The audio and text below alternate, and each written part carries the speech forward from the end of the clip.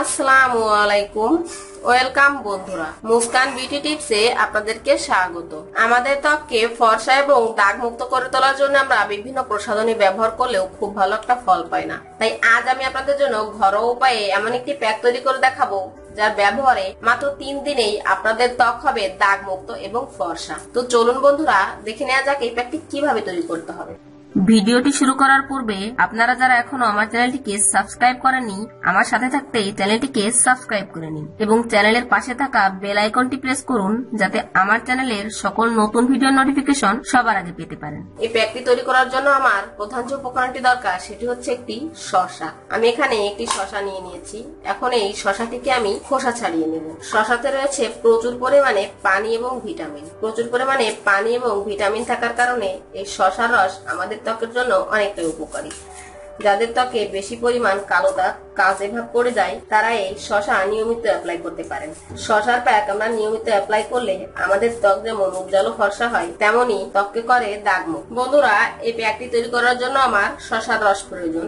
আমি এর জন্য শসাকে ছোট ছোট টুকরা করে কেটে নিচ্ছি। এরপর এই শসাগুলোকে ব্লেন্ডার দিয়ে ব্লেন্ড করে নেব। ব্লেন্ড করে পেস্ট করে নেওয়ার পর শসার রসটি বের করে নিতে হবে। ব্লেন্ডারের বাটির মধ্যে সম্পূর্ণ শসাগুলোকে দিয়ে আমি ব্লেন্ড করে নিয়ে ফিরে আসছি।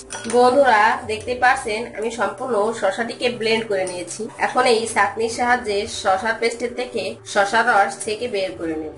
আমি সম্পূর্ণ শসার রসটুকু বের করে নিয়েছি। প্রথমে আমি চলে যাব ক্লিনজার তৈরি করার জন্য। ক্লিনজার তৈরি করার জন্য আমি পরিষ্কার বাটির মধ্যে নিয়ে নিচ্ছি 2 টেবিল চামচ পরিমাণ শসার রস। বন্ধুরা, এরপর এর মধ্যে দিয়ে দিতে হবে লেবুর রস। আমি এখানে একটি লেবুকে টুকরা করে কেটে নিয়েছি। এখন এই লেবু টুকরাটি থেকে লেবুর রস চেপে চেপে আমি এই পরিষ্কার বাটির মধ্যে দিয়ে দিচ্ছি। এই দুইটি মিশ্রণটিকে ভালো করে মিশিয়ে নিলেই আমার ক্লিনজারটি তৈরি হয়ে যাবে। ক্লিনজারটি তৈরি হয়ে যাওয়ার পর আপনাদের হাতে এই ক্লিনজারটি লাগিয়ে নেবেন এবং আপনাদের মুখের ত্বকে এইভাবে স্ক্রাব করবেন। এভাবে ঘুরিয়ে ঘুরিয়ে স্ক্রাব করতে হবে 4 থেকে 5 মিনিট। এভাবে 4 থেকে 5 মিনিট ত্বককে ক্লিন করার পর ত্বকটি নরমাল পানি দিয়ে পরিষ্কার করে নিতে হবে। আমার প্রথম স্টেপটি কমপ্লিট হয়ে গেছে। এখন আমি চলে যাব দ্বিতীয় স্টেপ, অর্থাৎ ফেস প্যাক তৈরি করার জন্য। ফেস প্যাক তৈরি করার জন্য আমার প্রধান যে উপকরণটি দরকার সেটি হচ্ছে মুলতানি মাটি। আমি এখানে নিয়ে নিচ্ছি 2 টেবিল চামচ পরিমাণ মুলতানি মাটি। মুলতানি মাটি প্রাচীনকাল থেকে রূপচর্চার উপাদান হিসেবে ব্যবহার হয়ে আসছে। প্রাচীনকালে রূপচর্চা যখন তেমন কোনো প্রসাধনী ছিল না, তখন থেকে মেয়েরা এই মুলতানি মাটি দিয়ে রূপচর্চা করত। মুলতানি মাটি ব্যবহারে ত্বক থেকে বয়সের ছাপ দূর হয় এবং ত্বককে করে অনেকটাই সফট। এরপর এর মধ্যে দিয়ে দিতে হবে 2 টেবিল চামচ পরিমাণ শসার রস। শসার রস এবং মুলতানি মাটি এই দুইটি উপকরণই আমাদের ত্বকের জন্য অনেকটাই উপকারী। যাদের ত্বকে বেশি পরিমাণ দাগ ছোপ বলিরেখা আছে, তারা এই শসার রস এবং মুলতানি মাটি ত্বকে অ্যাপ্লাই করতে পারেন। সব শেষে এর মধ্যে অ্যাড করতে হবে লেবুর রস। আমি এর মধ্যে দিয়ে দিচ্ছি 1 টেবিল চামচ পরিমাণ লেবুর রস।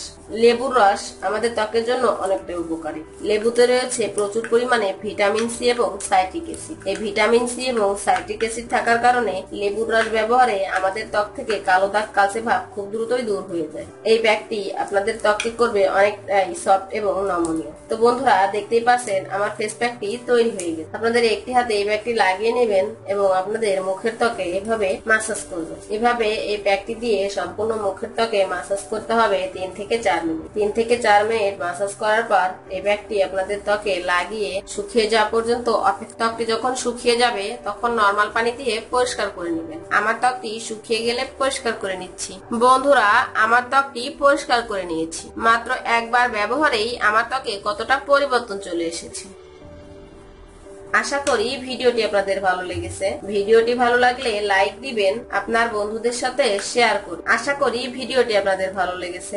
ভিডিওটি ভালো লাগলে লাইক দিবেন, আপনার বন্ধুদের সাথে শেয়ার করবেন এবং আমার চ্যানেলটি সাবস্ক্রাইব করতে ভুলবেন না। চ্যানেলের পাশে থাকা বেল আইকনটি প্রেস করবেন যাতে আমার চ্যানেলের সকল নতুন ভিডিওর নোটিফিকেশন সবার আগে পেতে পারেন। ধন্যবাদ।